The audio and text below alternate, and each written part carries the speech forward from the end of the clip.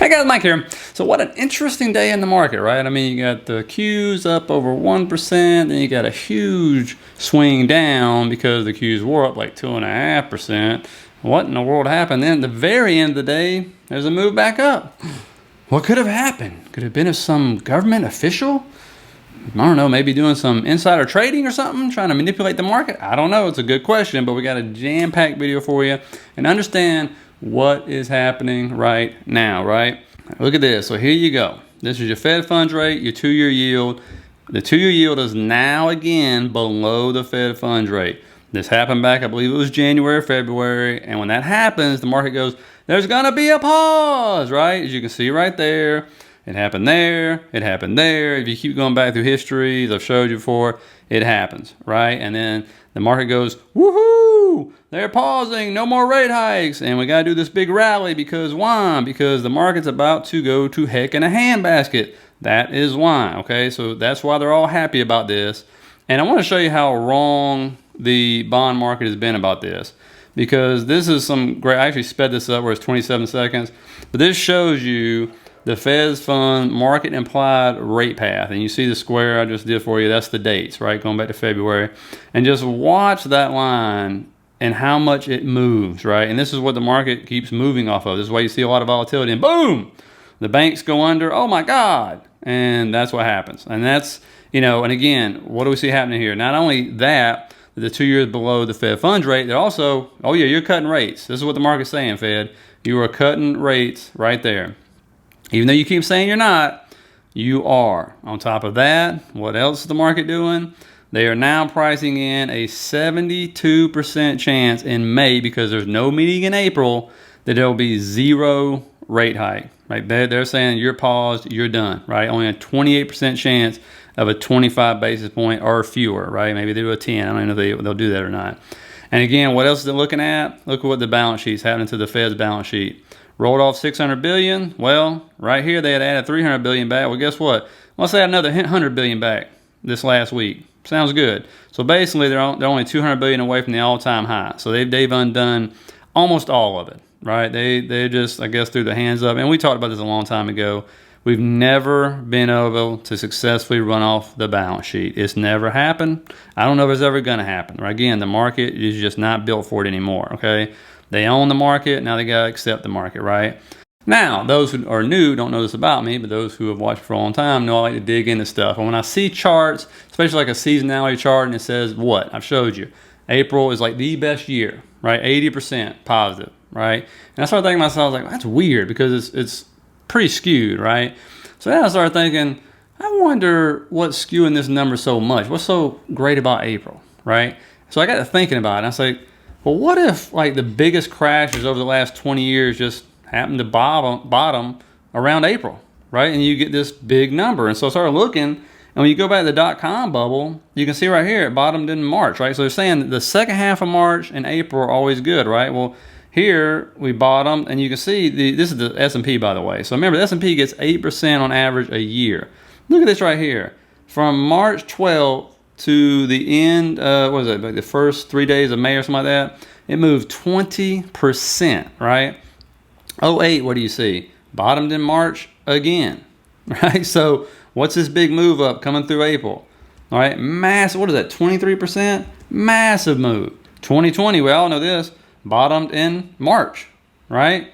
And so what happens in April? In April alone, it moves 20%. And if you get anything out of this, guys, please hit that like and subscribe button. I really appreciate it. And if you're new, think about subscribing. If you like this content, I really appreciate your support. Now remember, we're talking about an index which averages 8%, okay? So you don't think that's going to skew the numbers, having just 1.5 months move an index like that? So you know the Qs are way higher than that. And so I just started thinking about it. I'm like, well, that would make sense. Even in 2015, I looked at it. That had a big drop. It bottomed, I want to say in February, end of February maybe, and then so coming through March and April, end of March and April, there was a big move up, right? And so it's just interesting. Then when you look at 2018, it bottomed December 24th. So what was happening from December 25th on all the way to May? Big move up. Well, that's gonna skew the numbers and say, hey, seasonality is great. But that's also what the market looks at. They look at that stuff and go, yeah, because guess what? In May, it's sell in May and go away, which is kind of a thing. But so, of course, yeah, you got that happening. I mean, that's why, and we're going to go into a few of the things of that. But so anyway, but I thought this was interesting.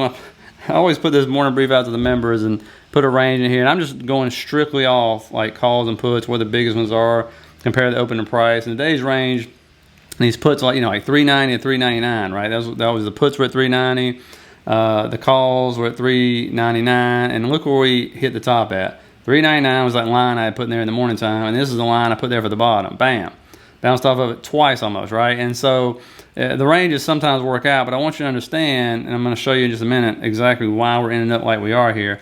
Is you got these ranges, you got weekly ranges, and all that good stuff, right? And that's what the option market set. Ends up between 67 to 70% of the time you're in that, right? And so looking at this right here, that yellow, green, whatever it is, I'm colorblind, box right there, that is huge demand zone, a huge demand zone, okay? Gonna be hard to get through. Now look at this. This is tomorrow, right? And here we are with weekly options expiring, and you just see all the push. Just look at them. That's a lot of puts, guys. Because I know a lot of people are thinking, I don't understand why we're not dropping like a rock, right? With all the bank problems, with the Fed doing what they're doing, all this stuff. All the stuff in the beginning I showed you, and that right there, okay? It's hard to drop when you got all these puts. Now, of course, what do you got with the Qs right now? What saved it? Well, that trend line is what saved it, right? We came up, fell through this, tried to retest, gain support, didn't happen, fell through, and then just landed right there. 3 times we bounced off this trend line right here, and that is a strong resistance / support line for it, as you can see. That goes back to August of 2022, and you can see it was resistance, then it became support, and so now it's support again. So we'll have to see if it's going to break through that or not. And understand what saved the market today at the end, why it didn't keep dropping. Could be because the range, could be because, guess who? Janet Yellen comes out and says, wait a minute, well, what I said yesterday about bank deposits, well, wait a minute, hey, we'll do whatever we got to do. We'll go to extreme measures. We'll sit there and ensure more deposits. All this crazy mess she comes out with, and it's like, wait a minute, what? You just undercut the Fed president yesterday, and all of a sudden you can come out with this today when the market's dropping. You didn't say it before while the market was going up, but all of a sudden the market starts dropping, and you're like, oh, well, yeah, blah, blah, blah, blah, here's what I'm going to do. And I said, that's why I've always wished. Like, I don't believe she's doing it, but I've always wished if you're going to sign up for one of these jobs, whether it's Fed president, Treasury, whatever it is, all of your financial dealings have to be monitored. Your siblings, your children, your spouses, because there's no way in the world somebody ain't profiting off that knowledge. Give me a break. How many times we seen that with Nancy Pelosi and her husband? Like, come on now, we ain't stupid. Like the Fed presidents did it. They got caught in 2021. The punishment was selling at the top. Oh, such a big punishment, right? I mean, oh my goodness. And so there's no doubt. I mean, that's just crazy that she would come out and do that. But like I said, and a lot of people say they're just going to kind of keep us in a range. And the other thing is, for those who are new to the channel anyway, is the game within the game. So of course, what we always talked about, market makers, right? And there's a study Goldman Sachs did and everything, and they were stating that for every 1% move up or down in the S&P, market makers have to buy or sell about 1 billion worth of shares. So of course, with the rise of 0DTE, market makers are a lot more effective, or having to do a lot more of this, right? And it says this right here, market makers hedging volume has increased significantly and now accounts for almost 40% of overall stock volume. And we talked about this today. So imagine what these moves you're seeing, right? Just the 0DTE options, massive amounts are being bought up. And so they're having to hedge like crazy, and you're seeing a ton of upward. So these big moves up, these big moves down, all that stuff. Yeah, that's still the problem. That's why we're just stuck in this range. No matter what the bad news is, you'll get a really big down day one day, and then the very next day, boom, here we explode, right? Or what are we exploding on, right? Supposedly it's the 2-year yield below the Fed funds rate, and they're going to have to cut. We're back in this game again, right? That's what they tell you at least, right? Behind the scenes, probably not, right? It's just a lot of this stuff going on, and traders just keeping us in this range, right? This huge amount of volatility. Because as we've discussed in the Discord, on here, with all the news that have come out, you would think the market would already be at October lows. No, not even close. Not even close, right? And again, how many people are out there calling for it already bottomed in October, we're on a new bull market, yet rates are sitting at 5%, and we're sitting at, what is that? What's inflation now? Between 5 and 6% now. And so we've never bottomed without a recession and rate cuts and all that good stuff. So, you know, we could go against the norm. Could be a first in history. Could be. You know, never say never. And, you know, when you look at tomorrow, anything's going to move the markets? Well, let's see. We do have personal income month over month, personal spending month over month, and then core PCE price index. So that could, but I tell you right now, I found this chart to be extremely interesting. And this is what we've talked about many times, right? When we talk about how much money we got left, why is the economy still being held up? And it's because of all that money they printed. But when you look at this right here, now they're trying to say, well, they project that all of those $2 trillion in savings, $4 trillion, whatever it was, will be gone by mid 2023. Well, you know, that'll put us in summertime. That's the forecast right there. You can see here's the personal savings and then the savings trend, right? The line. You can see it's falling off a cliff. But of course, it's projected to go down. And of course, like we talked about, that's what's been holding this whole thing up was all the excess savings, right? And I don't think a lot of people know where it's at. I mean, it's in treasuries, it's somewhere else, it's not in the banks. So if it's not in the banks, and that's where we're getting the data from, is pretty much the banks. Like, how do you know it's not just sitting in treasuries somewhere? Like I said, I've heard people I know, me personally, you know, so all of a sudden buy their first treasuries, right? Or move it out and put it into something else or make an investment in something. But, you know, it's one of those things I always say, this number I'll pay a lot more attention to, and when June hits or when the Supreme Court makes their decision and student loans kick back in. Because when that third and largest bill kicks back in, and again, I could do a whole video on student loans and that broken system. But when that kicks back in, and you got $300 to $700 range, if you got just one person in the family that's got this, all of a sudden kicking in every month, and you're talking about households having to account for about another $8,000 bill, you know, yeah, I mean, well, anywhere from $4,000 to $8,000. That's going to be a big difference because you're talking about you're talking about millions of dollars actually coming out of the system to go pay for another bill.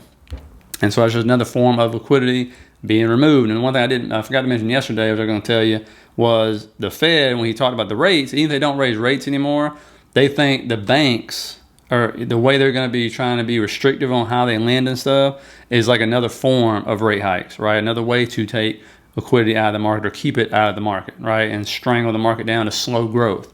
And so that was his words, not mine, basically. I didn't do it verbatim on that one, but you kind of get the gist, okay? And that's that chart I showed you yesterday with the banking standards. And of course, they're borrowing crazy at that discount window like crazy. But, you know, if you're seeing all of a sudden banks having trouble, are you going to loosen your standards? No, they never do. I mean, I've showed you the chart. They never loosen their standards. Once they start tightening like crazy and they see what's coming down the road, no, they're not going to put themselves at risk and give up their bonuses and stuff. That ain't going to happen, right? And I mean, you can see, I mean, what are mortgage rates right now? Look at these mortgage rates. I can't imagine this right here right now at the price. And when I bought my first house in 2007, this was the mortgage rates. So this rate doesn't surprise me. But I mean, they're sitting almost at 7% right there. I mean, and just look at the chart. Look at it going straight up from 2021. And going back to 2000, you don't see anything like that happening. I mean, good Lord. I mean, look at down here. That's where almost 50% of the mortgages were created right there, which is a good thing, right? Because then you also have the equity in your home, plus you're sitting at a low rate. But yeah, we hit a major recession. People buying at these prices and those rates, yeah, I mean, they're going to be underwater for sure, right? I mean, that's just the way it's going to be. The good thing is, if rates drop off and go back to zero and all that, well, guess what? You'll get to refinance at a much lower rate. So there you go, right? So anyway, hope you guys got something out of it. You know, hit the like and subscribe if you did. Appreciate you guys watching. Think about sharing the video if you like it. And I'll see you tomorrow.